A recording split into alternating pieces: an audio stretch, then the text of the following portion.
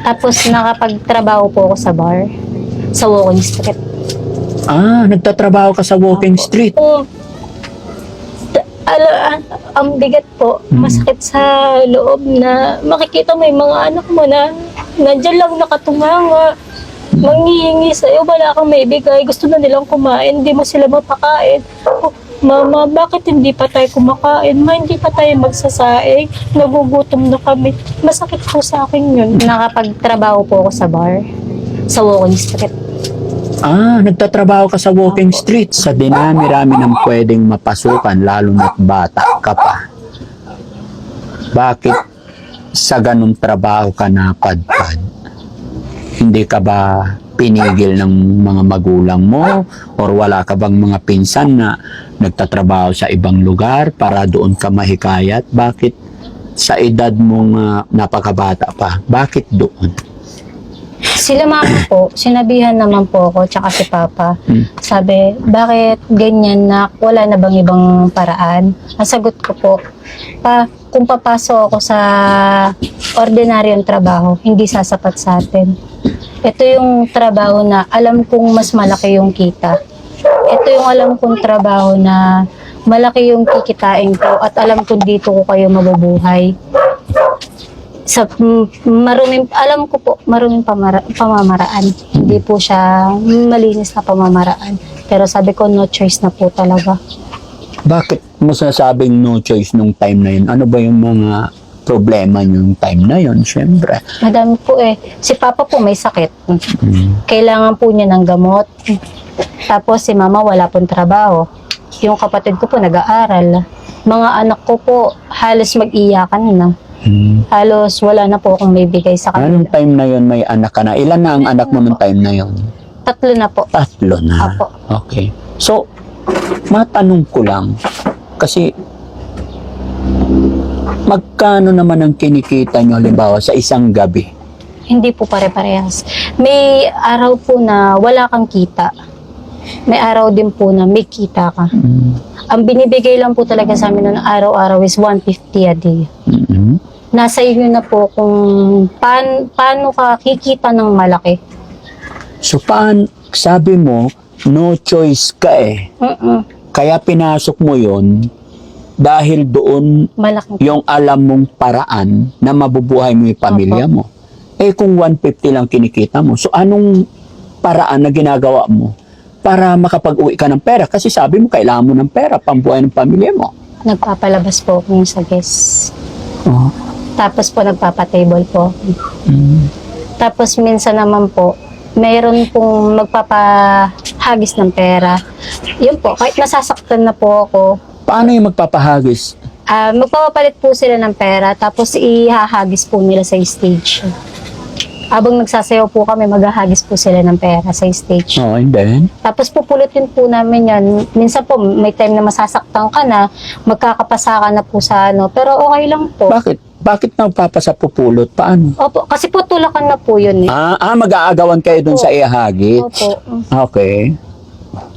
Yun na po, magagawan kami. Siyempre, minsan po, malaki na yung iuwi kong pera, masaya na po yung pamilya ko. Magkano yung naiuwi mo minsan? Minsan po, nakakapag-uwi ako sa isang gabi, 4,000. Minsan naman po, merong time na maliit lang po yung may uwi ko, 1,500 ganyan. Pinakamalaking naiuwi mo? 10,000 po. 10,000. Isang gabi lang yun. Opo. Gaano kadalas yung ganun kalaki? Madalang lang po. Kasi pandemic po yun. Madalang lang. So, regular na naiuwi mo? Naiuwi ko po, 3,000 plus. 3,000. Opo. Tapos yun po, pagka nabuntis po ako, na-stop po ako sa pagtatrabaho po. Si Papa naman po ang kumayod. Nagtrabaho po siya ng vendor po, fishball. Tapos nagkasakit po siya ulit. Hindi na naman po niya na yung nagampanan. Hanggang sa naghirap na po kami na naghirap ng gusto. Tapos yan na po yung time na halos di na namin alam saan kami kukuha ng pangkain. Si Mama, manghihina lang po kung saan-saan. Yung mga anak ko, makikita ko na lang po, nakikihingi sa kapitbahay ng tutong na kanin. Tapos, Meron pong araw na, ma, pengin 5 piso, ma, pengin ganito, ma, gusto kong bumili ng ganito. Tapos, kakapa po ako, wala akong maibigay. Tapos, masisigawan ko na lang sila na, alis kayo dito. Ganyan, para pong maawa ka sa mga anak mo, tapos manghihiram ka sa kapitbahay. Wala ka rin pong mahiraman. Yung pong ang bigat po, masakit sa loob na makikita mo yung mga anak mo na nandyan lang nakatunganga, manghihingi sa'yo, wala kang maibigay, gusto na nilang kumain, hindi mo sila mapakain. Minsan, hindi kakain yung mga anak mo. Minsan naman po, makakakita sila ng kalaro nila, may kinakain, tapos sila wala. Tapos sasabihin po sa akin ng anak ko, Mama, bakit hindi pa tayo kumakain? Ma, hindi pa tayo magsasaing. Nagugutom na kami. Masakit po sa akin yun. Tapos, makikita ko po, si Mama, hindi rin niya alam kung saan siya kukuha ng pera. Tapos si Papa, wala rin pong magawa. Kasi po, may sakit si Papa. Maano po, baga, naano ka na lang kung saan ka lalapit, hihingi ng tulong. Yung trabaho naman po ng asawa ko, hindi sapat sa amin yung kinikita niya. Wala ba kayong mga kamag-anak na yung time na yun mahiraman man lang kahit? Wala po kasi hirap din po eh. Hirap din po. Kahit ngayon po, hirap. Magmula nung namatay si Papa, nahirapan din po kami noong August. Tutuusin po niyan, meron pa kaming balance sa ano po ni Papa, yung kabaong. Hindi pa po namin nababayaran hanggang ngayon. Opo, hindi pa po yung bayad. Kasi kahirapan po ng buhay namin. Hanggang ngayon po, wala pa rin. Wala pa rin po kami asenso sa buhay.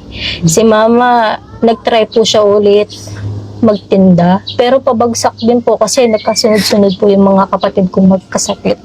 Tapos yung kapatid ko po, mag-graduate din po ng grade 12. Hindi niya alam kung saan siya kukuha ng pangtustos niya sa mga kapatid ko. Hindi sumasapat yung kita. Okay. Nagtitinda po siya, 300 lang yung kinikita niya. Minsan wala pa po. Yung sa asawa ko naman po, sa baduhan, nauuna na po yung nauutang na namin. Kaya pagdating ng sahod, wala na po natitira sa amin. Ngayon nga po, hindi pa po ako nakakatok pa-check up. Sa 7 months? 6 po. 6 months, hindi ka pa nagpapa-check Opo, up? wala pa po ako Kahit na-check isang up. beses? Opo, wala pa po. 6. So 3 months na lang. Opo. Manganganak ka na. Dapat may pa-check up yan. Wala po. Kapos po kasi kami sa pera. Tapos 24 pa lang, no?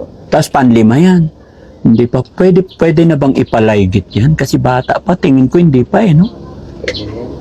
Wala naman ito. Wala sa edad. Hindi, ang pagkaalam ko, Kasi hindi, naisip ko lang. Para kasi, alam mo sa totoo lang, family planning ang kailangan. Isa rin yun. Para umalwal yung buhay. Kasi pag sunod-sunod talaga, Mahirap po. mahirap. Lalong-lalo na gaya ng sinabi mo, nakikita mo yung mga anak mo. Walang magulang na kayang tiisin Opo. ang mga anak. Naintindihan kita kasi magulang din ako. Opo. At narinig ko na sa'yo mismo, lahat gagawin mo para sa anak mo. Para hindi na maging kawawa yung mga bata, dapat control tayo. Stop na yung 5, Opo. no? Kung pupwede na sa doktor, sa edad mo, sana. Opinion ko lang yun, ha? Kasi kawawa talaga yung mga anak mo, kagaya niyan. 3 months na lang, wala pang check-up. So much better na kunti lang yung anak para maasuportahan, maalagaan, no? At saka isa pa, may papayo ko sa'yo, kailangan lagi kang tumawag kay God. Nandiyan nga po. Minsan nakakalimutan ko na po siya. May time pa nga po na nung namatay si Papa, tapos nagkasunod-sunod po yung problema namin. Tapos nagkasakit yung anak ko. Kinwestiyon ko po siya. Ang sabi ko sa kanya, bakit ganyan ka? Akala ko totoo ka. Kung totoo kang nandyan ka, nakikiramdam ka sa amin, at nakikita mo kami, sana hindi mo kami pinabayaan.